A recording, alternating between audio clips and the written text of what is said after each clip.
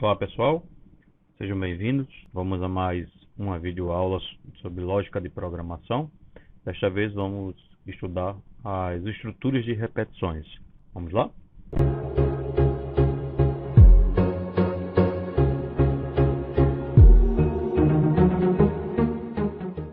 Na nossa agenda de hoje, iremos estudar uma pequena introdução do que é a estrutura de repetição, ou o que são, né, que são mais de uma. E vamos estudar cada uma dessas estruturas e fazer alguns exemplos. Então, na nossa introdução, qual é a necessidade de usar essa estrutura? Para que ela auxilia para a gente? Então, digamos que a gente tenha a necessidade de repetir um trecho do código várias vezes. Então, para não estar repetindo o trecho de código, eu coloco dentro de uma estrutura de repetição e dentro da minha condição, ele vai parar ou dar andamento na minha estrutura, tá? Então, como está aqui na definição, né? Caso um programa necessite ser executado mais de uma vez, como podemos resolver esse problema? Todos os programas apresentam até agora, que a gente viu, né, que foi a estrutura de seleção, né, e os operadores que vimos. Quem não assistiu a essas videoaulas, está disponível no canal, então acessa aí as videoaulas para poder você entender melhor o que a gente está dizendo, tá? Então, volta lá, acessa os vídeos, tá lá na playlist e depois você volta para cá para a gente dar andamento. Então, se quisermos repetir aí algum programa, né, como eu falei, precisa sair e executar de novo, né, ou colocar o código várias vezes. Isso didaticamente não é muito legal, né, e quando você estiver no ambiente profissional, menos ainda. Então temos que usar vários recursos para poder solucionar esse tipo de problema, tá? Então, quais seriam essas estruturas? Né? Ela controla um fluxo de repetição. Vamos ver daqui a pouco. Eu vou explicar melhor para vocês. Como seria esse trecho de código, trecho do programa que a gente está falando aqui nessa definição, ok? Então, as estruturas são essas três aqui. Tá? E vai depender da minha situação e qual eu vou escolher cada uma delas.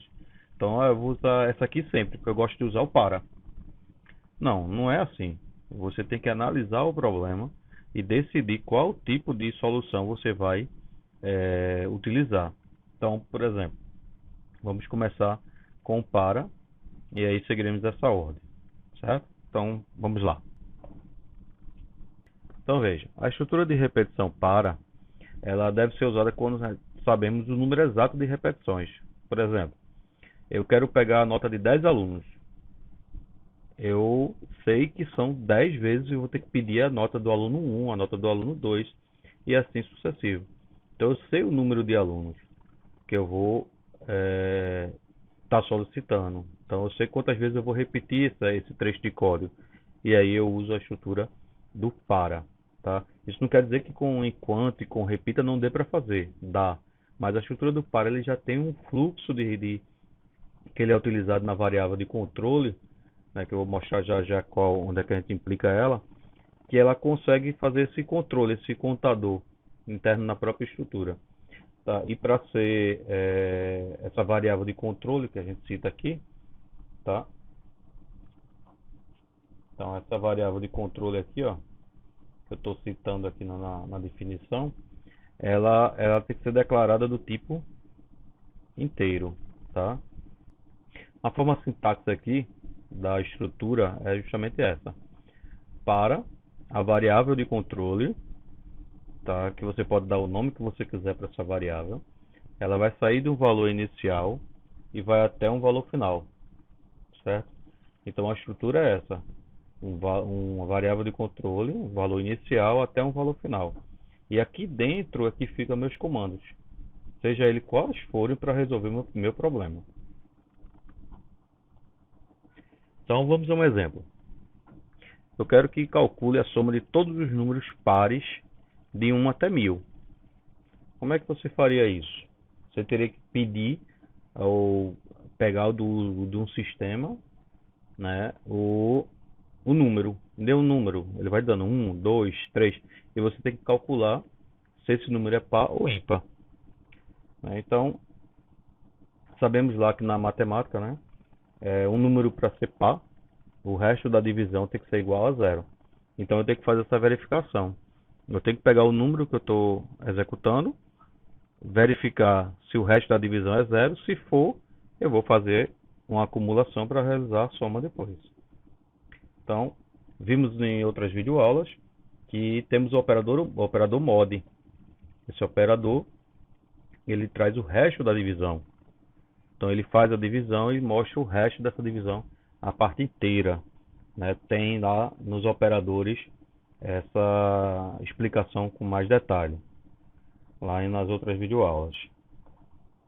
Então qual seria o primeiro passo? Eu primeiro preciso estruturar a minha solução. Tá? Então eu vou definir qual é o resultado, verificar se o número é par. E se for par, ele deve fazer o quê? Um acúmulo.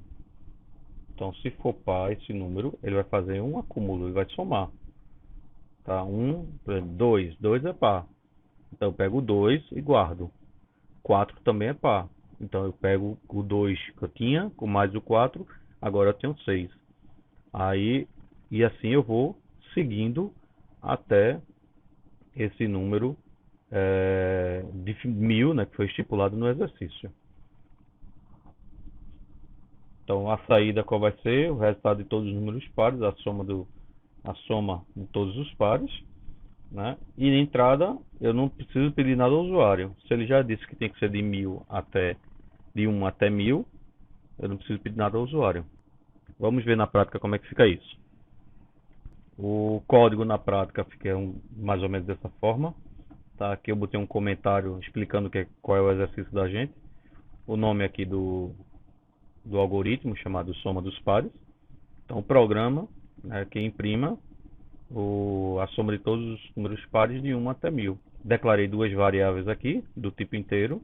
Conte, que vai ser minha variável de controle. Resulte, vai ser o resultado. Então, como é que ficou aqui? Inicialmente, eu já atribuí 0 a resulte. Na linha 8 aqui, começa a nossa estrutura. Lembra que eu disse que para variável de controle, um valor inicial até um valor final. Então ele vai sair do valor inicial, vai até o valor final. E aí esse contador interno, ele vai sair pegando conte aqui e vai atribuindo. Primeira vez que conte entra, conte é 0. E aí ele vai, cada vez que ele vai passando, ele vai fazendo o mod aqui no si. Se mod, né, conte mod de 2 igual a 0, então ele vai entrar. Né? Quem não está familiarizado com a estrutura do si, temos também uma videoaula sobre isso. Volta lá na playlist e acessa a videoaula, assiste lá para entender melhor a estrutura do si. E aí, conte. Primeira vez que ele acessa aqui, aí entra aqui na estrutura, conta é 1. Então, 1 mod de 2 é igual a 0. Então, 1 dividido por 2, o resto é 0? Falso. Então, ele não vai entrar. E aí ele vai, segue. Segunda vez, 2, né? Então, 2 mod de 2 é igual a 0, verdade. Então ele entra e guarda. Vou rodar linha por linha aqui, no pausa, para poder a gente estar mostrando a vocês aí como é que funciona, tá? Então, ele declarou as variáveis. Se você observar aqui embaixo, ele declarou as variáveis. Deixa eu levantar um pouquinho aqui. E aqui ele vai começar a aparecer o que vai aparecer aqui, tá? Então, vamos lá. Resulta e atribui o 0. Então, vê, conte. Primeira vez que ele entrou, conte e ela assumiu o valor de 1. Então, vamos de novo. Ele não entrou, tá no resulte, aqui na estrutura, porque o resultado não é igual a 0. E aí ele, da segunda vez, conte agora é 2.